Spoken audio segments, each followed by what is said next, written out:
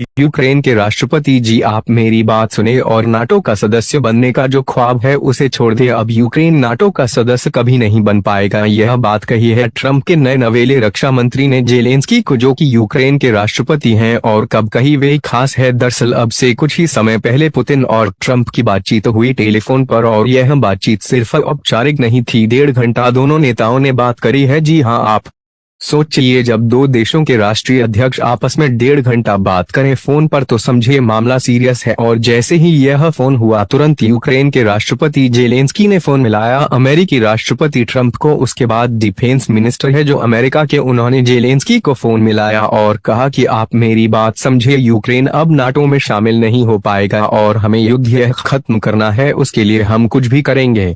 और इसीलिए अब अमेरिकी मीडिया रिपोर्ट्स दे रही है कि डोनाल्ड ट्रंप रूस की जो एक लंबी मांग थी कि नाटो कभी भी यूक्रेन को अपने संगठन में शामिल ना करें और यूक्रेन से दूर रहे, इस बात को और इस शर्त को अब डोनाल्ड ट्रंप मानते दिख रहे हैं। और वे इस युद्ध को खत्म करने के लिए पुतिन की हर शर्त मानने को भी तैयार हैं। इतना ही नहीं, रिपोर्ट्स में यह भी बताया गया है कि व्लादिमीर पुतिन ने ट्रंप को रूस की राजधानी मॉस्को में आने का न्योता भेजा है और कहा है कि आप हमारे देश में आइए, आमने सामने बैठकर हम बात करेंगे इस यूक्रेन युद्ध पर और इसे खत्म करने की तरफ आगे बढ़ेंगे। और बता रही है जो रिपोर्ट्स, उनके अनुसार ट्रंप जल्द ही रूस की राजधानी मॉस्को का दौरा कर सकते हैं। और ये राष्ट्रपति जेलेंस्की, जो कि यूक्रेन के राष्ट्रपति हैं, उनके लिए बहुत ज्यादा बुरी खबर है, क्योंकि इसका मतलब यह हुआ कि अब जो युद्ध खत्म करने की नेगोशिएशन है उसमें अपर हैंड अब रूस का आ चुका है। रूस की बातें मानी जाएगी, यानी कि नुकसान यूक्रेन का होगा, जमीन ज्यादा इस बातचीत में यूक्रेन की जाएगी। नहीं, यूक्रेन को डर यह है कि जो यह 1.5 घंटा फोन कॉल वाली बात बाहर आई है, इससे उसके जो सैनिक इस समय युद्ध में लड़ रहे हैं उनका मोराल भी डाउन हो रहा है, जिससे कि वर्तमान जो युद्ध चल रहा है उसमें उसके सैनिकों की पोजीशन कमजोर होगी और बातचीत में यूक्रेन की सरकार की जो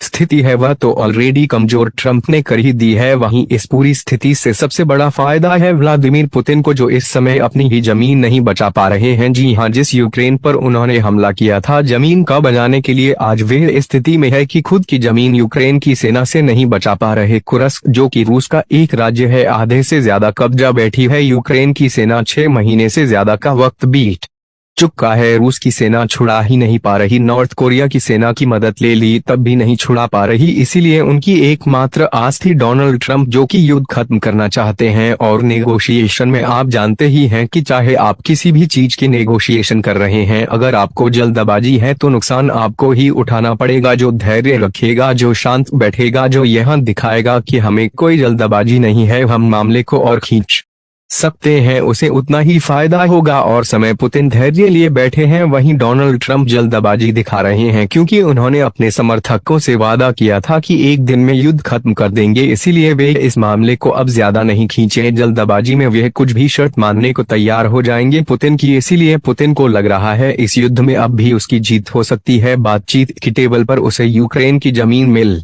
सकती है, जो जमीन यूक्रेन ने उसकी कब्जाई है कुर्स्क में, वो उसे वापस मिल सकती है। और सबसे बड़ा इनाम होगा यूक्रेन की नाटो में परमानेंट एंट्री बैन, यानी कि यूक्रेन कभी भी नाटो में शामिल नहीं होगा। डोनाल्ड ट्रंप ने और अमेरिका ने अगर ये लिख कर दे दिया तो उसके बाद तो व्लादिमीर पुतिन की जय जयकार हो जाएगी दुनिया भर में, और रूस के अंदर उन्हें एक हीरो की तरह पूजा जाएगा। इसीलिए मामला अब इंटरेस्टिंग हो चुका है। आने वाले कुछ दिनों में बातचीत शुरू होगी और जो भी बातचीत में होगा सारी डिटेल मैं आपको यहीं दूंगा, इसलिए चैनल को सब्सक्राइब कर ले।